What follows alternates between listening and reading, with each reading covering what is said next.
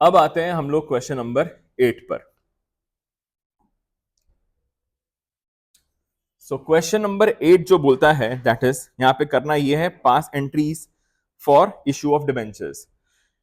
ठीक है, on 1 January issue किया है, तो यहां पे सबसे पहले डाल देते हैं हम लोग हेडिंग। देखिए क्या है कि आपको हर बार ही फॉर्मेट बनाना होगा जो भी आप लोग क्वेश्चन करेंगे। So it is date, particulars, LF, debit and credit. Okay, अब यहाँ पे 1 जनवरी 2025 की बात हो रही है। सो 25/01/01 ऋतु लिमिटेड इशूड 40 lakhs। यहाँ पे एक और चीज का ध्यान रखेंगे, यहाँ पे आपके पास ₹40 lakhs गिवन है। समझिएगा, यहाँ पे नंबर ऑफ डिबेंचर्स नहीं है। ओके, तो इसको आप 100 से मल्टीप्लाई मत करवा दीजिएगा। तो ये 40 लाख रुपीस के हैं, तो अगर मैं डिवाइड करता हूं इसको 100 से, तो मेरे पास नंबर ऑफ जो डिबेंचर्स आ जाएंगे दैट इज 40,000। तो एक तरीके से क्वेश्चन बोलना चाह रहा है Ritu limited issued 40,000 debentures of 100 each at 5% discount to be redeemed at 10% premium at the end of 5 years। तो आपको इशू करने हैं डिबेंचर्स, तो यहां पे पहली एंट्री कर लेते हैं हम लोग। सो तो first entry would be bank account debit. Bank account debit discount पे इशू है, प्रीमियम पे रिडीम करना है। Bank account debit to debenture application and allotment account. क्योंकि आपने इसको इशू किया है डिस्काउंट पर 5% के, तो यहाँ पे 40 lakhs का 5% होता है आपका 2 lakhs।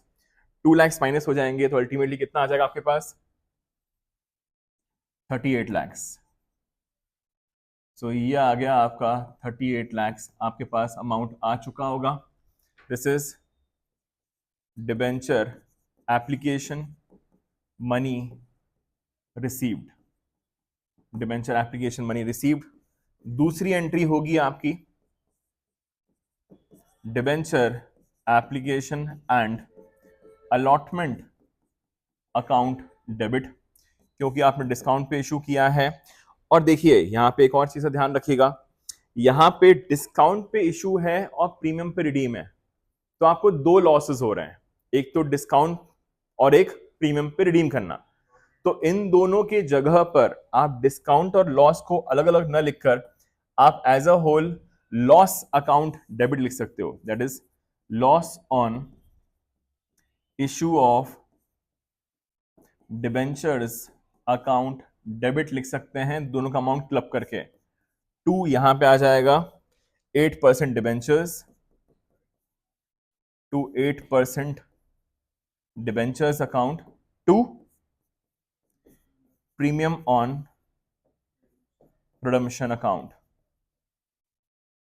Is that clear? So ये एंट्री हो जाएगी आपकी। सो यहां पे आ जाएगा आपका 38 lakhs।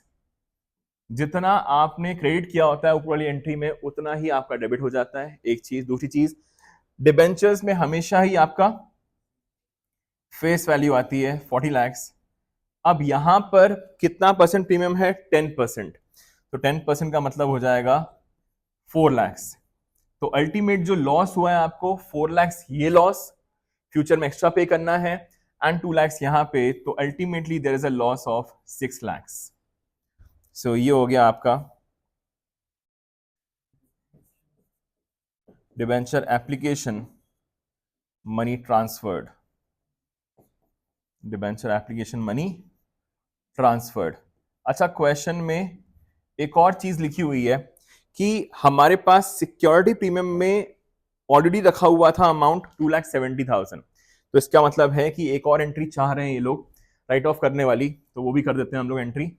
तो यहां पे जो एंट्री होगी that would be securities premium account debit. आपके पास सिक्योरिटी प्रीमियम में जो अमाउंट रखा हुआ है दैट इज 2,70,000, और हम लोग को जो लॉस हुआ है वो हुआ है 6 lakhs का। तो बचा हुआ अमाउंट हम लोग निकालेंगे statement of profit and loss से। Statement of profit and loss में कभी भी अकाउंट शब्द नहीं आता है, याद रखेंगे प्लीज। तो यहाँ पे आपको निकालने पड़ेंगे 3,30,000, तब जाके आपका 6 लाख का अमाउंट कंप्लीट हो पाएगा। To loss on issue of debentures account, so this is how much, 6 lakhs loss written off. ये हो गया आपका लॉस रिटन ऑफ। क्लियर?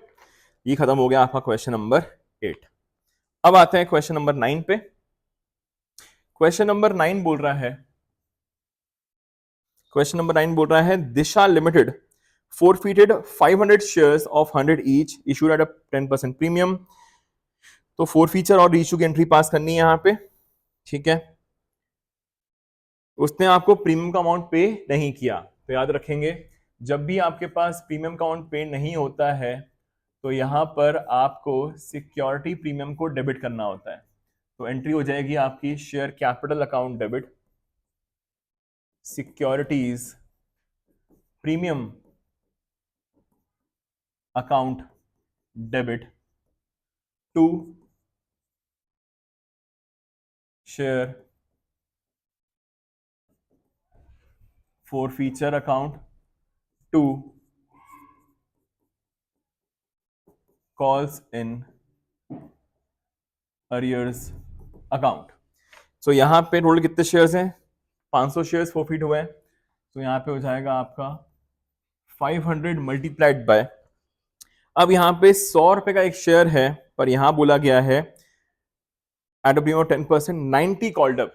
तो जितना कॉल्ड अप होता है उतने से ही आपका यहां पे मल्टीप्लाई होगा। सो 9 5 45 के बाद 3 जीरोस। आपने आज तक 45,000 ये मंगवाया होगा। अपार्ट फ्रॉम दैट 10% प्रीमियम है, तो मतलब 10 रुपीज का प्रीमियम है, 10 रुपीज इंटू 500, तो ये हो जाएगा आपका 5,000, दैट इज 500 शेयर्स पे 10 रुपीज का प्रीमियम। शेयर फोर फीचर में उतना आता है जितना उसने पे कर दिया होता है। तो यहां लिखा हुआ है डिड नॉट पे 30 on allotment including premium and first call 20। Ultimately उसने 50 रुपीज पे नहीं किए हैं, तो कॉल्स एंड एरियर्स में आ जाएगा आपका 500 into 50। So this will give you 25,000। उसने पे नहीं किया, सो आउट ऑफ 50 25 पे नहीं किया है तो 25 उसने पे कर भी दिया होगा, 500 इंटू 50। सो ये हो गई आपकी फोर फीचर की एंट्री कंप्लीट। सो यहां पे शेयर्स forfeited, शेयर्स forfeited। अब लिखा हुआ है आगे आउट ऑफ दीज 300 शेयर्स, पूरे के पूरे शेयर्स रीइश्यू नहीं हो पाए। कितने शेयर्स रीइश्यू किए हैं आपने, सिर्फ और सिर्फ 300। तो एंट्री हो जाएगी बैंक अकाउंट डेबिट। अब यहां पे देख लेते हैं, ये इश्यू किए गए हैं फॉर ₹80 फुल्ली पेड अप, 80 में पे इश्यू किए गए हैं। तो यहां पे bank account debit share forfeiture account debit to share capital account, ठीक। सो यहां पे कितना हो जाएगा 300 इंटू 80। सो यहां पे आ जाएगा आपका 300 into 80, so this will give you 24,000 rupees. So यहाँ पे आपने 24,000 रिसीव कर लिए होंगे, मैं फिर लिख देता हूँ यहाँ पे। So this is 24,000, that is 300 into 80। तो आपने कितने का डिस्काउंट दिया होगा, अगर आपने 20 में रीइश्यू किए हैं फुल्ली पेड अप तो यहाँ पे आपने 20 रुपीज़ का डिस्काउंट दिया होगा। सो यहाँ पे आ जाएगा आपका as a whole 30,000, that is 300 shares into 100। ये हो गई आपकी रीइश्यू की एंट्री। अब रीइश्यू के ठीक बाद क्या एंट्री होगी आपकी, कैपिटल रिजर्व में ट्रांसफर करने वाली एंट्री, वो भी कर देते हैं हम लोग। So this is shares reissued, shares reissued. Next entry होगी आपकी share forfeiture account debit to capital reserve account. Balance transferred. Balance transferred. तो यहाँ पे इसके लिए हम लोग को बनाना पड़ता है एक छोटा सा वर्किंग नोट। सो यहाँ पे आपने 500 शेयर्स फोरफीट किए थे, इस पे आपने फोरफीचर में लिखा था 25,000। 500 शेयर्स पे आपने 25,000 रुपीज फोरफीट किए थे। अभी आपने रीइशू किए हैं 300 शेयर्स, तो इस पे कितने रुपए फोरफीट किए होंगे ये निकालना पड़ेगा हम लोग को क्रॉस मल्टीप्लाई करके। सो यहाँ पे निकालेंगे हम लोग, that is 300 multiplied by 25,000 divide by 500 will give you 15,000। सो आपने 15,000 रुपीज कमाए होंगे ऑन 300 शेयर्स। अब इसमें से आपने जो डिस्काउंट अलाउ किया है वो किया है 6,000 रुपीज का। सो 15,000 में से 6,000 का डिस्काउंट, तो जितना बचा वो ट्रांसफर हो जाता है आपके कैपिटल रिजर्व में। सो यहाँ पे आ जाएगा आपका 9,000 एंड 9,000। ये खत्म हो गया आपका क्वेश्चन नंबर 9। अब आते हैं क्वेश्चन नंबर 10 पे। अब आते हैं क्वेश्चन नंबर 10। क्वेश्चन नंबर 10 बोलता है delight limited purchase assets worth 4 lakhs and took over liabilities of 70,000 of Marvel Limited for a purchase consideration of 3,60,000. Delight Limited paid the purchase consideration by issue of equity shares of 10 each at a premium of 20%. 5 journal entries in the books of Delight Limited. तो यहाँ पे सबसे पहले लिखेंगे हम लोग in the books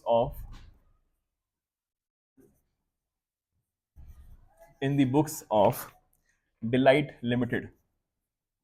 In the books of Delight Limited. Journal entries pass करनी है हम लोग को यहाँ पे। सो जर्नल एंट्रीज, फिर date, particulars, LF, debit and credit. ठीक है, अब यहां पे एसेट्स टेक ओवर किए हैं तो एंट्री होगी आपकी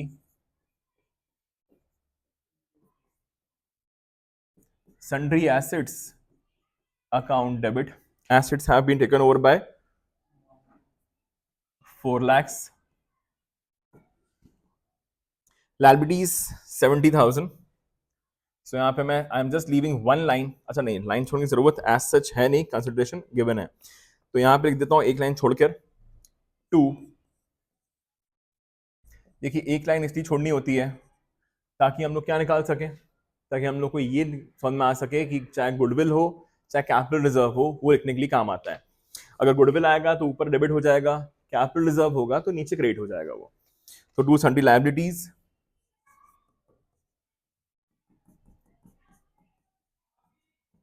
सो यहाँ पे सन्ड्री लायबिलिटीज जो आपने टेक ओवर किए हैं वो टेक ओवर किए हैं आपने 70,000 की। Clear?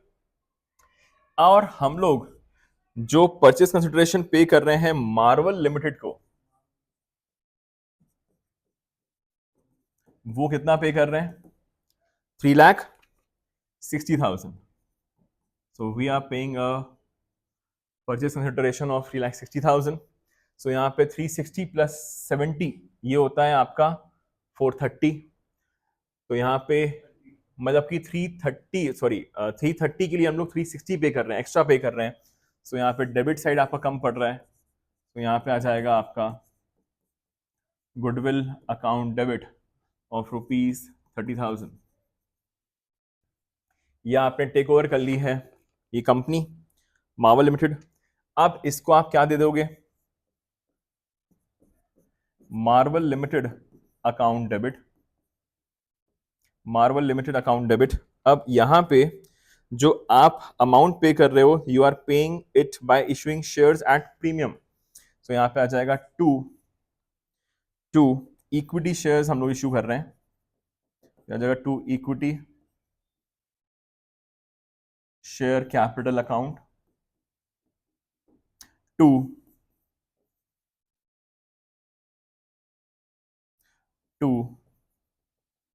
Securities premium account. Clear? So यहां पे मार्बल लिमिटेड को जो अमाउंट पे करना है दैट इज ₹3,60,000। मतलब क्वेश्चन अराइजेस कि कितने शेयर्स इशू किए जाएं। इसके लिए एक फॉर्मूला होता है, देख लेते हैं हम लोग formula. Number of shares to be issued, number of shares to be issued is equal to जितना भी आपका परचेज कंसिडरेशन होता है अपॉन इशू प्राइस। सो यहां पे purchase consideration is how much? 3,60,000 divide by issue price है आपका 10 रुपीज का शेयर है, 20% प्रीमियम है, तो यहां पे आ जाएगा आपका 12 रुपीज। तो 10 का 20% इज 2 रुपीज, तो डिवाइड बाय 12, तो यहां पे कितना आ जाएगा आपका ये? So that simply means we are issuing 30,000 shares. इससे दो पार्ट्स, तो 30,000 मल्टीप्लाइड बाय 10, ये आ जाएगा आपका कितना? 3 लाख के शेयर्स मल्टीप्लाइड बाय 2 रुपीज का प्रीमियम था, 60,000 का आपका प्रीमियम। ओके, सो आते हैं वापस। सो यहां पे आ जाएगा 3 लाख और यहां पे आ जाएगा 60,000। ठीक, ये खत्म हो गया आपका क्वेश्चन नंबर 10। ओके